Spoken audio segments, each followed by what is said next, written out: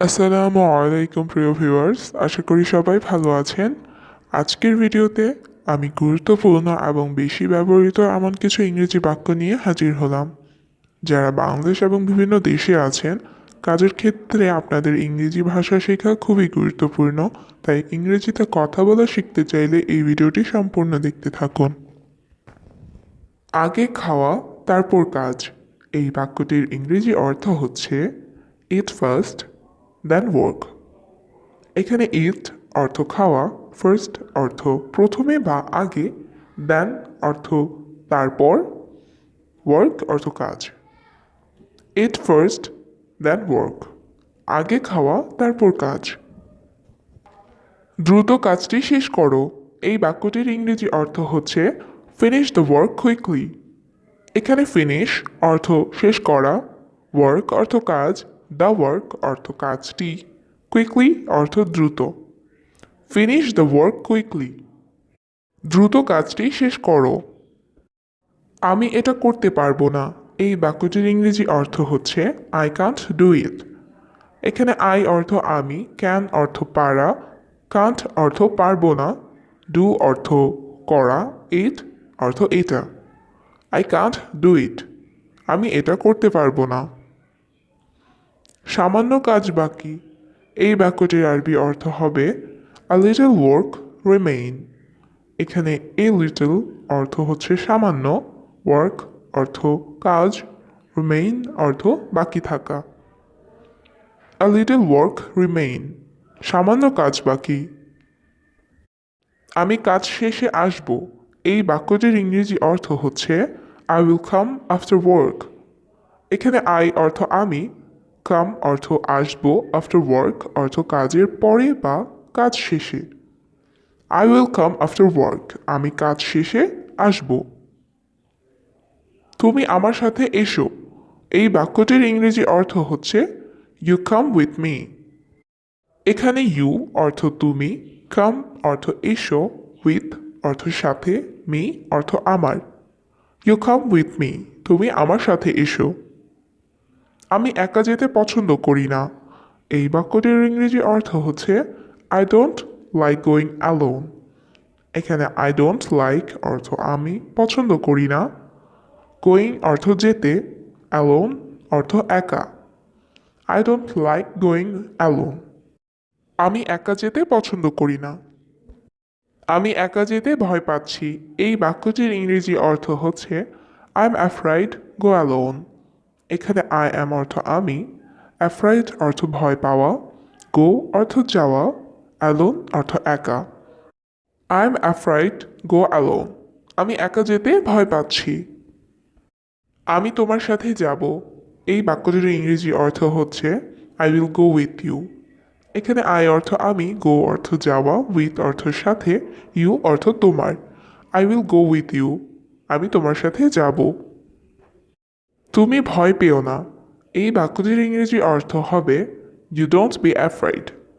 এখানে ডোন্ট অর্থ না, ইউ অর্থ তুমি, অ্যাফ্রাইড অর্থ ভয় পাওয়া। ইউ ডোন্ট বি অ্যাফ্রাইড, তুমি ভয় পেও না। কি ঘটেছে আমাকে বলো, এই বাক্যটির ইংরেজি অর্থ হচ্ছে টেল মি হোয়াট হ্যাপেন্ড। এখানে টেল অর্থ বলা, মি অর্থ আমাকে, হোয়াট অর্থ কি, হ্যাপেন্ড অর্থ ঘটেছিল। টেল মি হোয়াট হ্যাপেন্ড, কি ঘটেছে আমাকে বলো। আমি তোমাকে সাহায্য করব, এই বাক্যটির ইংরেজি অর্থ হচ্ছে আই উইল হেল্প ইউ। এখানে আই অর্থ আমি, হেল্প অর্থ সাহায্য করা, ইউ অর্থ তোমাকে। আই উইল হেল্প ইউ, আমি তোমাকে সাহায্য করব। তুমি কান্না করো না, এই বাক্যটির ইংরেজি অর্থ হচ্ছে ইউ ডোন্ট ক্রাই। এখানে ইউ অর্থ তুমি, ডোন্ট অর্থ না, ক্রাই অর্থ কান্না করা। ইউ ডোন্ট ক্রাই, তুমি কান্না করো না। আমাকে বিশ্বাস করো, এই বাক্যটির ইংরেজি অর্থ হচ্ছে ট্রাস্ট মি। এখানে ট্রাস্ট অর্থ বিশ্বাস করা, মি অর্থ আমাকে। ট্রাস্ট মি, আমাকে বিশ্বাস করো। কষ্টের পর সুখ আসে, এই বাক্যটির ইংরেজি অর্থ হচ্ছে আফটার সাফারিং কামস হ্যাপিনেস। এখানে আফটার অর্থ পর, সাফারিং অর্থ কষ্ট, কামস অর্থ আসে, হ্যাপিনেস অর্থ সুখ। After suffering comes happiness. কষ্টের পর সুখ আসে। আমি তোমাকে খুঁজছি। এই বাক্যটির ইংরেজি অর্থ হচ্ছে আই এম লুকিং ইউ। এখানে আই অর্থ আমি, লুকিং অর্থ খুঁজছি, ইউ অর্থ তোমাকে। I am looking you. আমি তোমাকে খুঁজছি। কেন, কি হয়েছে? এই বাক্যটির ইংরেজি অর্থ হচ্ছে হোয়াই, হোয়াট হ্যাপেন্ড। এখানে হোয়াই অর্থ কেন, হোয়াট অর্থ কি, হ্যাপেন্ড অর্থ হওয়া বা ঘটা। হোয়াই, হোয়াট হ্যাপেন্ড, কেন, কি হয়েছে? তোমাকে আমার খুব দরকার। এই বাক্যটির ইংরেজি অর্থ হচ্ছে I need you so much. এখানে আই অর্থ আমি, নিড অর্থ দরকার, ইউ অর্থ তোমাকে, সো মাচ অর্থ অনেক বা খুব। I need you so much, আমার তোমাকে খুব দরকার। তোমার কি প্রয়োজন আমাকে বলো। এই বাক্যটির ইংরেজি অর্থ হচ্ছে tell me what you need. এখানে টেল অর্থ বলা, মি অর্থ আমাকে, টেল মি অর্থ আমাকে বলো, হোয়াট অর্থ কি, ইউ অর্থ তোমার, নিড অর্থ দরকার বা প্রয়োজন। Tell me what you need, তোমার কি প্রয়োজন আমাকে বলো।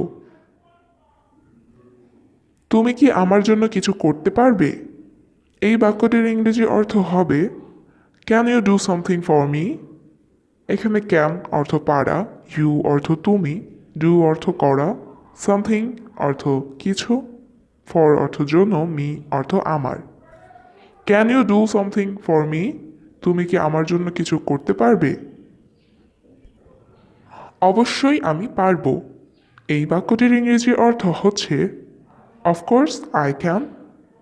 এখানে অফকোর্স অর্থ অবশ্যই, আই অর্থ আমি, ক্যান অর্থ পারা।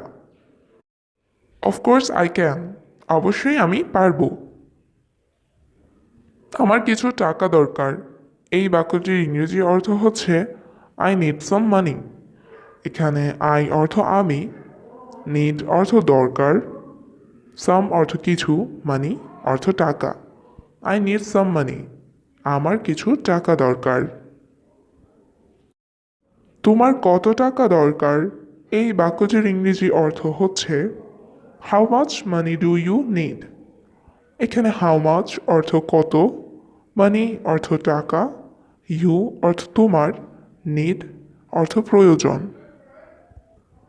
How much money you need, তোমার কত টাকা দরকার? আমার 5,000 টাকা দরকার। এই বাক্যটির ইংরেজি অর্থ হবে আই নিড 5,000 রুপিস।